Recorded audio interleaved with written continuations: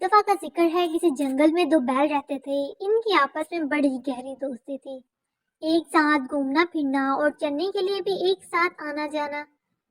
ان کی اس مثالی دوستی کی وجہ سے اس جنگل کا شیر ان پر ہاتھ نہیں ڈال سکتا تھا۔ اس نے جب کبھی ان میں سے کسی ایک پر حملہ کیا تو دونوں نے مل کر اس کی وہ درگت بنائی کی کہ شیر کو اپنی جان کے لالے پڑ جاتے۔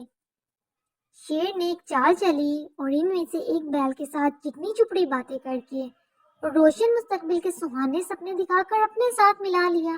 یہ بیل اس کی باتوں میں ایسا آ گیا کہ دوسرے بیل کی دوستی کے مقابلے میں شیر کی دوستی زیادہ محفوظ نظر آ رہی تھی۔ یہ بیل جب شیر سے مل گیا اور دوسرا بیل اکیلا رہ گیا تو چند دنوں کے بعد شیر نے اس کے شکار کا پروگرام بنایا اور اس پر حملہ کر دیا۔ پہلے تو دونوں مل کر شیر کو بھگا دیا کرتے تھے، مگر اب اکیلے بیل کے لیے شیر کا مقابلہ کرنا مشکل ہو گیا۔ اس بیل نے اپنے ساتھی بیل کو بہت پکارا، بہت آوازیں دی، پرانی دوستی کے واسطے دیے اور بیل ہونے کے ناطے بھائی چارے کا احساس دلایا۔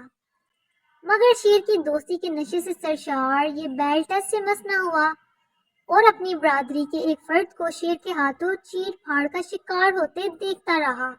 وہ آج بہت خوش اور مطمئن تھا کہ شکر ہے میں اس کے ساتھ نہیں تھا، ورنہ آج میرا کام بھی اس کے ساتھ ہی تمام ہو جاتا۔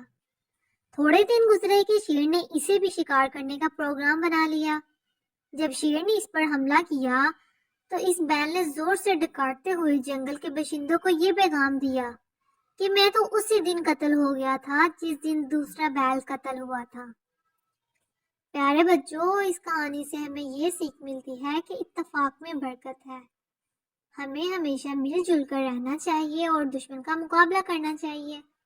مزید اچھی ویڈیوز دیکھنے کے لیے اس ویڈیو کو لائک اور شیئر کریں اور میرے چینل کو سبسکرائب کریں۔